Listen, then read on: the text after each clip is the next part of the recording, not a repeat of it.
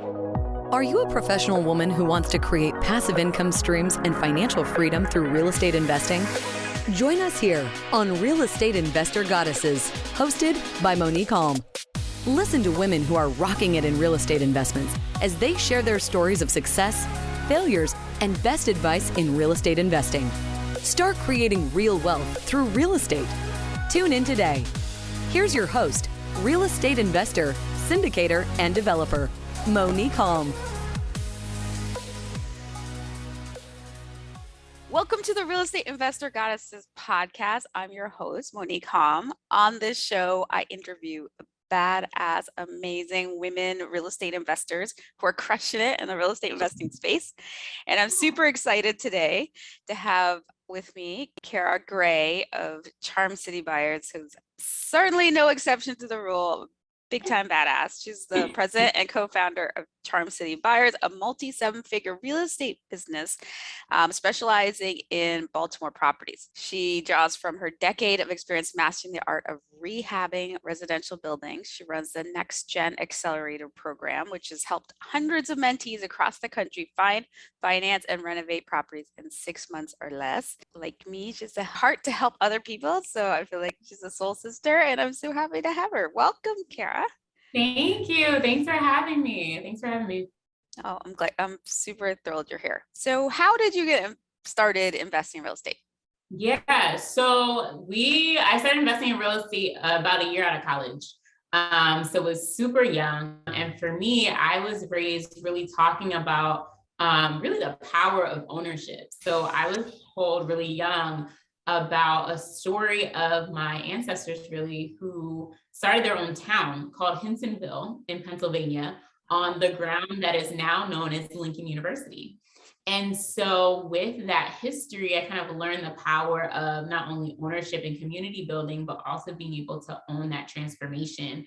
And then as a child, watching farmland being sold and houses being built, just kind of planted that seed. And so I always said, when I graduated college, I wanted a dog and I wanted to start buying houses. And so I did both within about a year of graduating school. How lucky you were to have that story, because that was not the story that I got. It's like not a story of ownership. It was a story of get a job, go to college, get a job, good job, but as a doctor, lawyer, professor, engineer, and then buy a house, but never investing, never let's think about owning stuff. So you were very blessed to have that.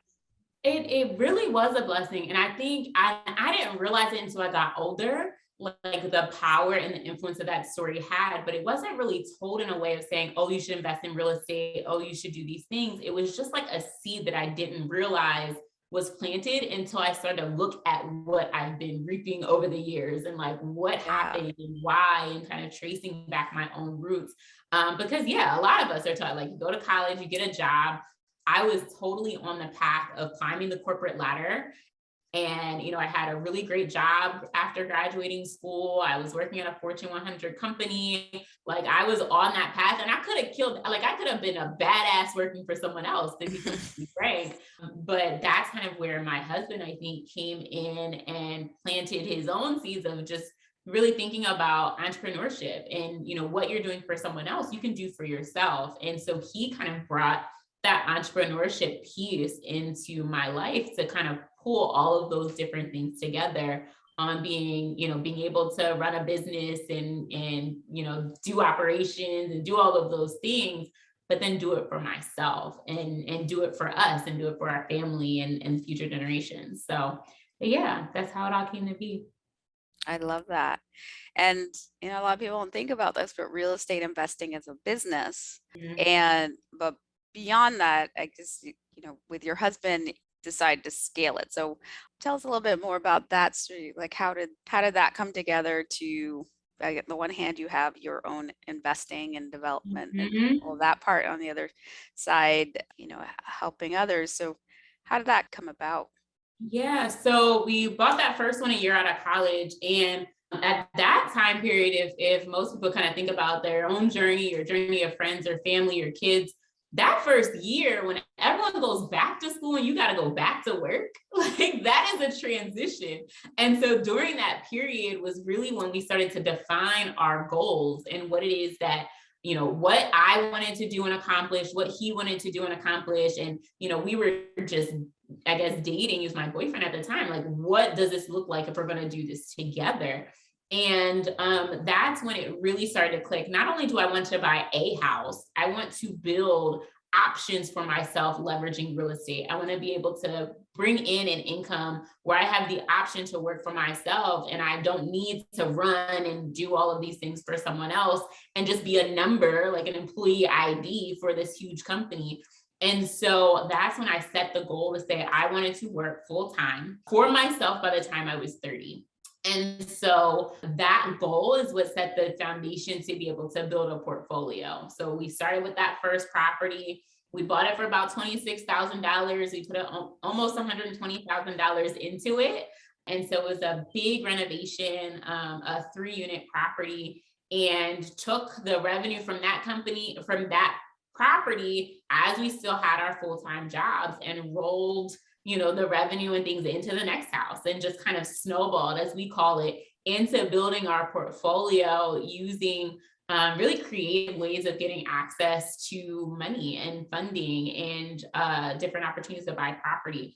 And so that's what kind of set that foundation for building a portfolio to create a life and a lifestyle. So although my goal was to leave my full-time job by the time I was 30, I left at 27. So I've been running my own business and being on my own and signing my own checks for almost, I think, about 6 years now, which has been a really great, interesting experience in and of itself. But yeah. That is awesome. So follow up on something you just said about like some of the creative ways in which you were financing and funding, because a lot of people I know believe that, oh, they're limited to their own capital and credit, what they can get from a bank. So Yeah. what were some of the like more creative ways in which you were able to finance properties? Yeah. So I think a key piece to why and how we were able to grow the way we did and get to where even we are now with our portfolio and the size and revenue was that very first project. We had this whole goal. Everyone wants to wholesale when they get into real estate, right? So our original plan was to wholesale that property. We're going to make some quick cash. It was going to be so easy because that's how it's, shared. And what we learned, one, was that the neighborhood, although the numbers were amazing and all those types of things, the neighborhood had a reputation that people just couldn't wrap their head around. And so we decided to double down on what we knew was true, which was it was a really great deal. But the problem was I did not have a trust fund. My husband did not have a trust fund to do this $120,000 renovation. Like, where are we going to do that? How are we going to make that happen? And what happened was we actually connected with a nonprofit whose goal was to develop the same community in which we purchased this property, and they funded the renovation. And so that first project really planted that seed to say, they print money 24 hours a day, 7 days a week. Like the last year, we've seen like they can do that on double time if they want to. So money is abundant, right? It's really about your ability to get access to it, your ability to ask the right questions, to know and understand how to solve money problems and get you some of that money. And so that first deal, we worked with a nonprofit. The second deal, we seller financed. The third deal, we had a private lender, like really being creative on how we got access to to those funds. So that we were able to create, win-win situations, obviously for us, but also for our financial partners and the communities in which we were investing. I love that. A while back, I had an interview with a woman who runs one of these like community projects where they have money to help investors. In that case, it was more on the commercial side, but still, I love this idea that there's, I think about the seller financing and the private lending and all of that, but to look at, hey, there's actually, money set aside for in certain communities to fund this kind of thing. So that's really great. So where are you now? What are your current investments? Yeah, so we have 8 active construction projects like going on right now. We have 2 more that are starting on later this month. We have a few falling off, selling. So things are in and out all of the time. As far as construction projects, we still have rental properties. So we had over 20 by the time I was 30. We buy and we're doing things all of the time. We were actually scheduled to have a closing today. So we're super active still on what's happening in Baltimore. And then we also have a project that we'll be formally announcing very soon, but we're about to start a almost 50 unit new construction project in Baltimore City. So really, I mean, quite literally going from buying individual houses to we did a block project where we pretty much adopted a neighborhood and transformed a block in Baltimore to now literally naming, creating, designing our own community. And so it's so cool to kind of think about where we started and where we are now and continue to dream about where we're going. But yeah, we're still very much active in talking about what we're literally doing now every single day. That's amazing. And I love things in different states, but it's so great. You're so dialed into one community, into Baltimore. What are the benefits of really getting to know a community so well like that? Yeah, for us, because we have one property that's out of state. We do have a property, an out of state property, but we focus on Baltimore for a multitude of reasons. One being that we are 1000% experts in Baltimore. Like, this is what we do, right? And so when we are walking through a property or even just thinking of a property in a certain neighborhood, I know how those properties are structured because I understand what they're built. I know the characteristics. I know how that works. Like when we talk about rental income or revenue, like I know what it is in certain neighborhoods. So you become an expert when you're able to focus like that. But even beyond that, when you think about Baltimore, there's a lot of different pieces that require you to know and understand Baltimore to be successful here. You have the fact that Baltimore is block to block.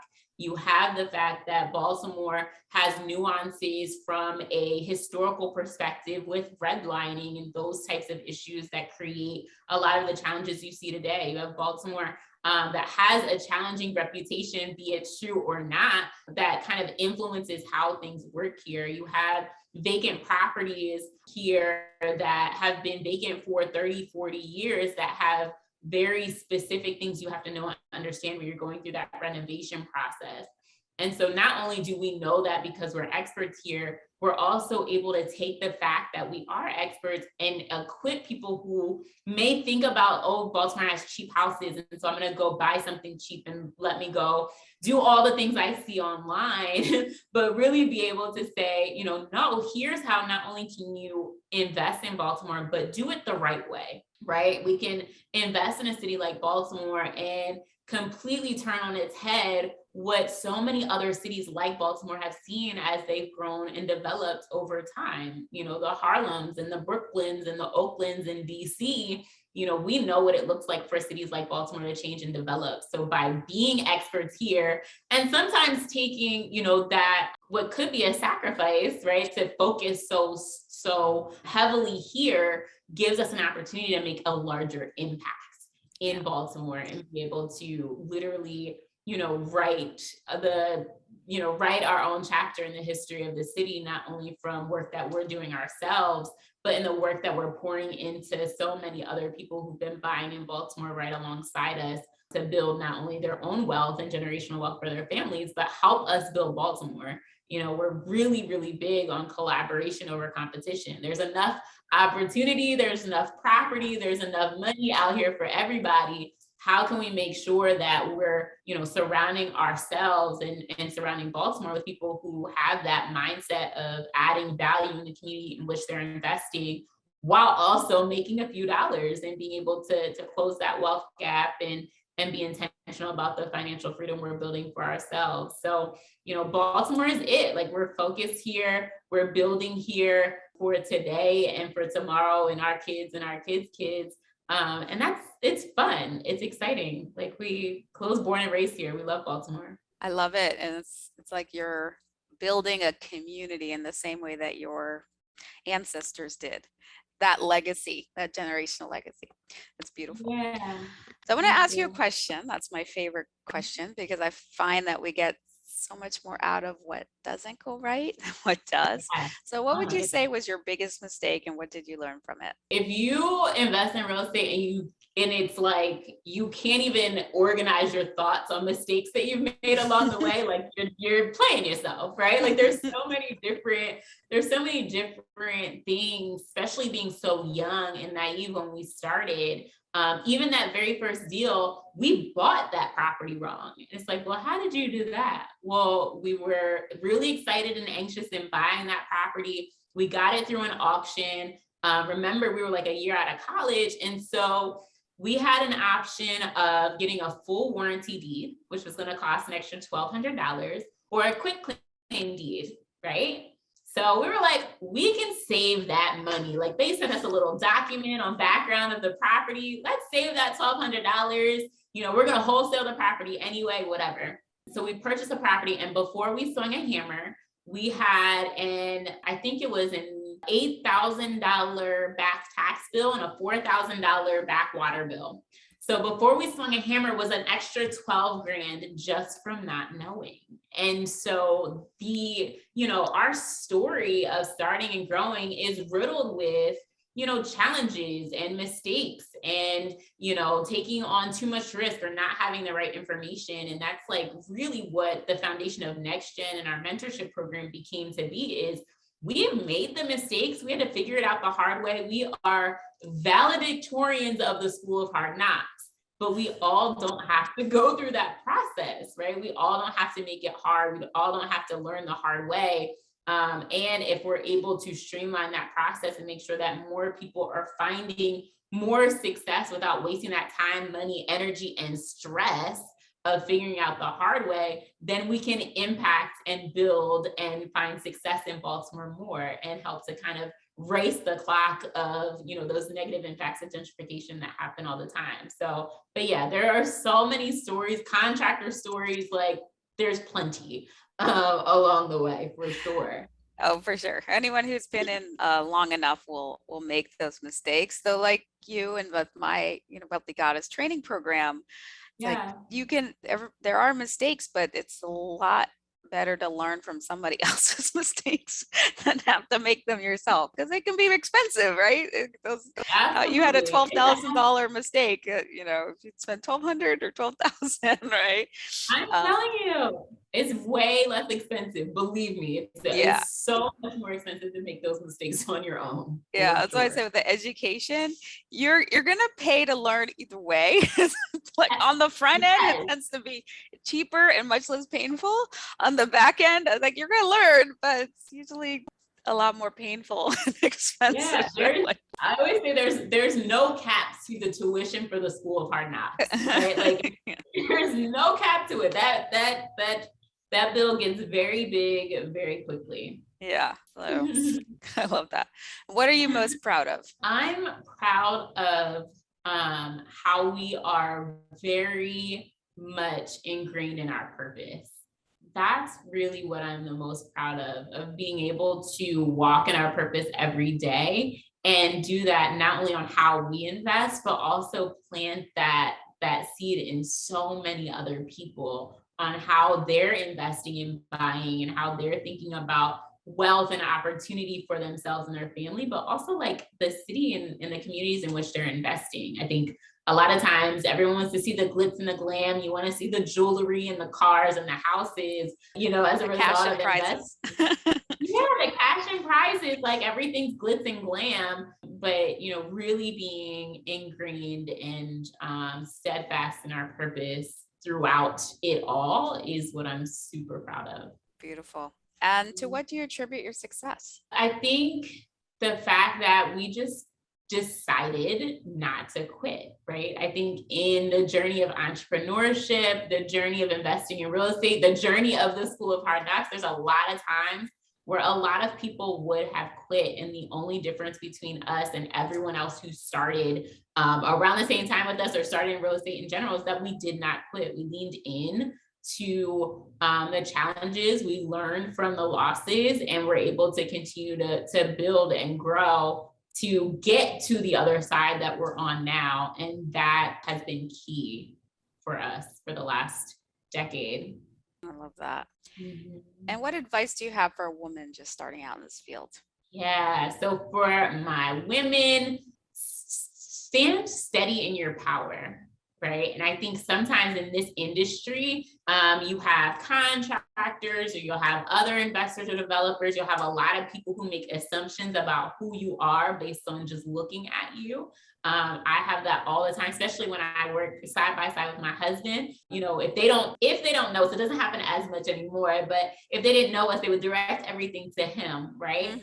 And that doesn't last very long, right? For us, you know, standing strong in your power and your ability. You don't need a husband or a man or whatever to help guide you along the way, or make it happen. You can do so all on your own, but also it's okay to be the only woman in the room and to own that power, because we know our shit. No, hopefully you're allowed to say that. I think you said badass woman, so I think I'm allowed to say that. But own that. Yeah, own that, and you'll be just fine. I love that. And speaking of working with your husband, we were talking about this at the beginning of, before we started rolling. Next month, my husband and I are hosting a virtual real estate investor soulmates retreat for couples interested in investing in real estate together. I know that you and your husband have had a very successful collaboration. To what do you attribute your success working together as a couple? Very early on, like super duper early on, we sat down and we vision boarded and we communicated and we talked about it all. Like, what are my fears? What are my goals? What his fears and his goals were? And then design the life that we live even now. Like, what do we want this to look like? How are we going to create this experience that we want individually and mend and mold that together as one? And that has been our North Star in business and personally for the last, we've been together for 13 years. And so that was key for us. So being able to have those conversations about money, have those conversations about marriage and roles and all of those things, because when you do business with your spouse, as you know, you're just adding on to complexity. Like, we have a child, so we're parents, we're married partners, we're business partners, and then we have multiple businesses. Like, there's a lot to talk about on a day-to-day basis. There's a lot to stay aligned with on a day-to-day basis. And so being very intentional about having the uncomfortable conversations as much as the great, beautiful, cute, cuddly ones, so that we can stay aligned and stay in our purpose and keep the vibrations high in the household. Because it's easy when you're stacking all of those things up together for it all to quickly get very complicated and very hard very fast. So that communication is key. Staying aligned, surrounding yourself with like-minded people and having that support system, which is why I love the fact that you're doing that virtual event, because it's important to be able to find other people who understand and know your experience and create that environment, because it becomes a support system and just another way to stay on track as you're going on your own journey. Beautiful. So with you on all of that.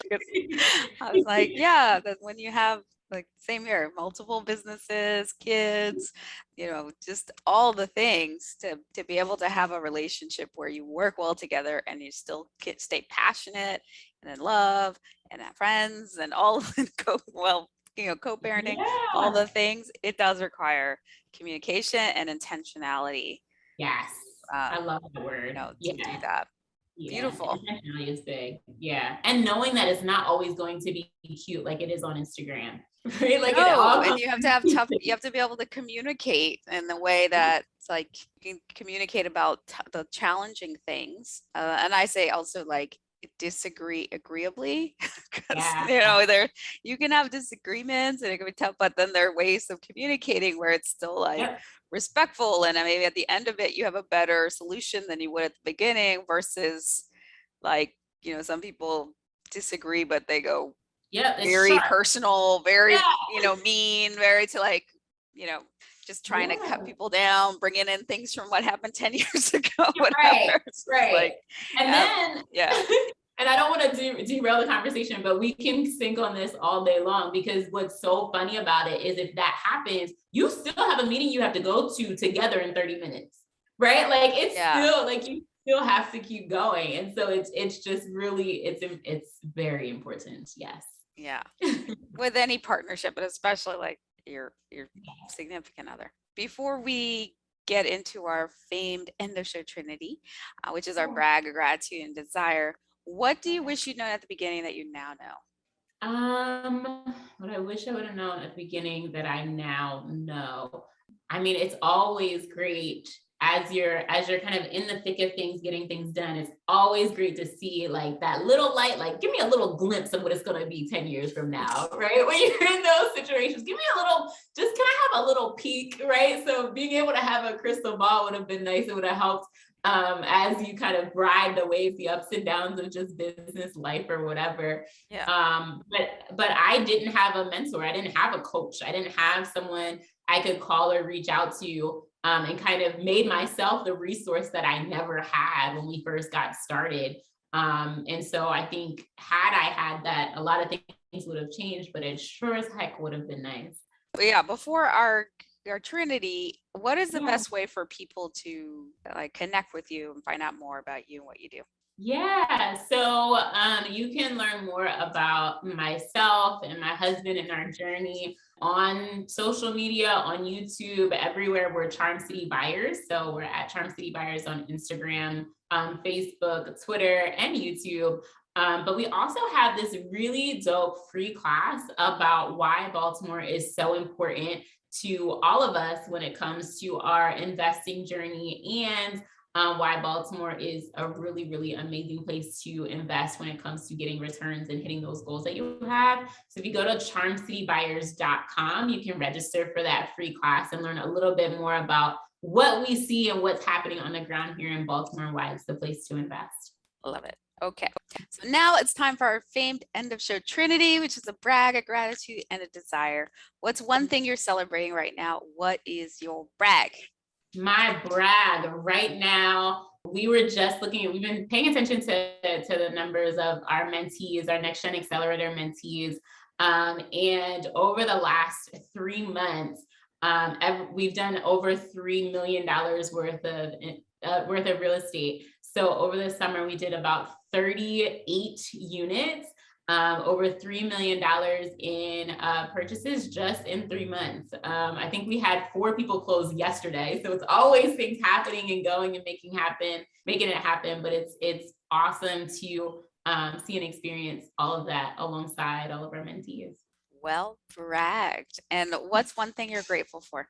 I'm grateful for my family and our life together. It's just we're in such a beautiful place. And I'm just grateful that all of the work that we've put in and all of those seeds that we planted, that we're able to enjoy some of the fruit of our labor as we continue to labor on. So I'm grateful for that. Beautiful. And last but not least, what's one thing you desire? What do I desire? I desire the continued opportunity to share our story and our learnings and empower more people to take control over their own financial freedom themselves and take control over what it looks like for our communities to continue to grow and develop. Beautiful. So shall your desire be, or so much better than you can imagine. Yeah, thank you. Thank you, Kyara. That was amazing. It's so wonderful to hear you. Y'all, you can connect with her at Charm City Buyers on all the socials and at charmcitybuyers.com. Connect with me at reigoddesses.com. There you can find out about our upcoming Real Estate Investor Soulmates Retreat, our training program, our investor club, all the things. And make sure that you subscribe to the podcast and so that you don't miss another amazing Real Estate Investor Goddesses podcast interview. Bye-bye. You have just listened to another episode of Real Estate Investor Goddesses, a show dedicated to sharing stories of women creating real wealth through real estate.